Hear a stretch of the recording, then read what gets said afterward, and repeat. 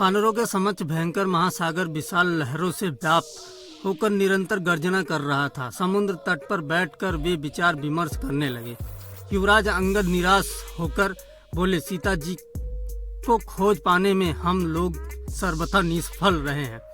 अब हम लौटकर राजा सुग्रीव और रामचंद्र जी को कैसे मुख दिखाएंगे। निष्फल होकर लौटने से तो अच्छा है कि हम यहाँ अपने प्राण त्याग दें। इस पर बुद्धिमान हनुमान जी ने कहा, तारानंदन, तुम युद्ध में अपने पिता के समान ही अत्यंत शक्तिशाली हो। अत्यंत बुद्धिमान होते हुए भी तुम इस तरह से निराशा की बातें कर रहे हो, यह तुम्हें शोभा नहीं देता। इस प्रकार से उनका विचार विमर्श चल ही रहा था कि वहां पर गृद्धराज संपाति आ पहुंचा। वानरों को देखकर वह बोला, आज दीर्घ काल के पश्चात मुझे मेरे कर्मों के फल के रूप में यह भोजन प्राप्त हुआ है। मैं एक एक करके वानरों का भक्षण करता जाऊंगा। संपाति के वचन सुनकर दुखी हुए अंगद ने हनुमान जी से कहा, एक तो हम लोग जानकी जी को खोज नहीं पाए, उस पर यह दूसरी विपत्ति आ गई। हमसे तो अच्छा गृद्धराज जटायु ही था, जिसने श्री रामचंद्र जी के कार्य को करते हुए अपने प्राण न्यौछावर कर दिया था। अंगद के मुख से जटायु का नाम सुनकर संपाति ने आश्चर्य से कहा, जटायु तो मेरा छोटा भाई है, तुम उसके विषय में मुझे पूरा हाल कहो।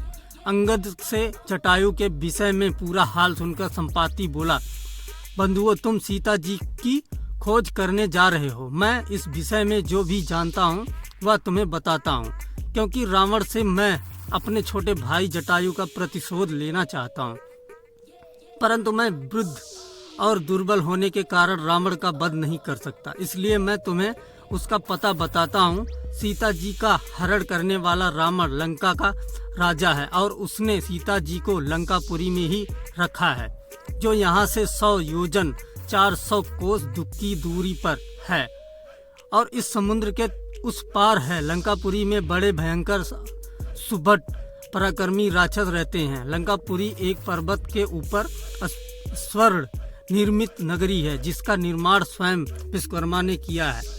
उसमें बड़ी सुंदर ऊंची ऊंची मनोरम स्वर्ण निर्मित अट्टालिकाएं हैं। वहीं पर स्वर्ण कोट से घिरी अशोक वाटिका है, जिसमें रावण ने सीता को राक्षसनियों के पहरे में छिपा रखा है। इस समुद्र को पार करने का उपाय करो, तभी तुम सीता तक पहुंच सकोगे।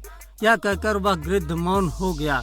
विशाल सागर की अपार विस्तार देखकर सभी वानर चिंतित होकर एक दूसरे का मुंह ताकने लगे। अंगद, नल, नील आदि किसी भी सेनापति को समुद्र पार करके जाने का साहस नहीं हुआ।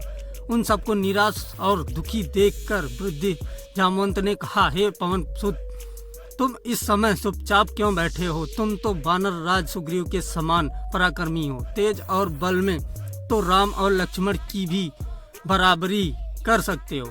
तुम्हारा वेग और विक्रम पक्षी राज गरुड़ से किसी भी भांति कम नहीं है, जो समुद्र में से बड़े बड़े सर्पों को निकाल लाता है। इतना अतुल बल और साहस रखते हुए भी तुम समुद्र लाग कर जानकी जी का तक पहुंचने के लिए तैयार क्यों नहीं होते?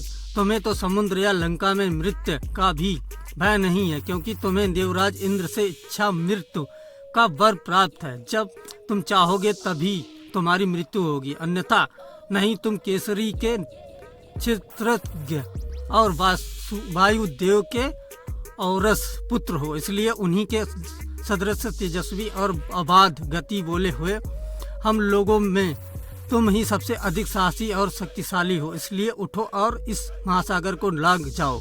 तुम्हें इन निराश वानरों की चिंता को दूर कर सकते हो। मैं जानता हूँ इस कार्य को केवल तुम और अंगद दो ही व्यक्ति कर सकते हो, पर अंगद अभी बालक है। यदि वह चूक गया और उसकी मृत्यु हो गई तो सब लोग सुग्रीव पर कलंक लगाएंगे और कहेंगे कि अपने राज्य को निसंकट बनाने के लिए उसने अपने भतीजे को मरवा डाला।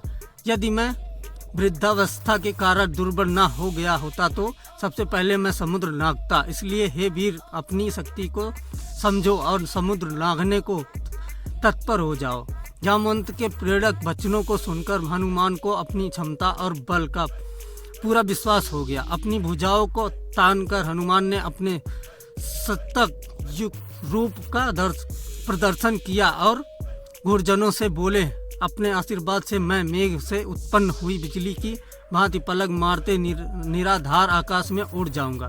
मुझे विश्वास हो गया है कि मैं लंका में जाकर अवश्य विदेह कुमारी के दर्शन करूंगा। यह कहकर उन्होंने घोर गर्जना की, जिससे समस्त वानरों के हृदय हर्ष से प्रफुल्लित हो गए। सबसे विदा लेकर हनुमान महेंद्र पर्वत पर चढ़ गए और मन ही मन समुद्र की गहराई का अनुमान लगाने लगे।